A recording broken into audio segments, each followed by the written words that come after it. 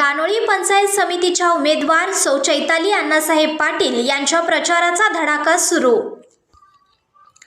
दानोळी तालुका शिरोळ येथील श्रीवर्धन पाटील फाउंडेशन दानोळी संचलित एसपी विद्यानिकेतन जैनापूरचे संस्थापक अध्यक्ष तसेच माजी ग्रामपंचायत सदस्य दानोळीचे डॉक्टर अण्णासाहेब पाटील यांच्या पत्नी सौ चैताली पाटील ह्या भाजप पक्षाच्या कमळ चिन्हावर पंचायत समिती निवडणूक लढवणार असून त्यांनी प्रचाराचा धडाका सुरू केला आहे। गावोगावी जाऊन त्यांनी जनजागृती सुरू केली आहे। तसेच दानोळी कवठेसार तमदलगे या गावामध्ये नेटके नियोजन लावले असून तेथील मतदारांनी त्यांना जाहीर पाठिंबा दर्शवला आहे।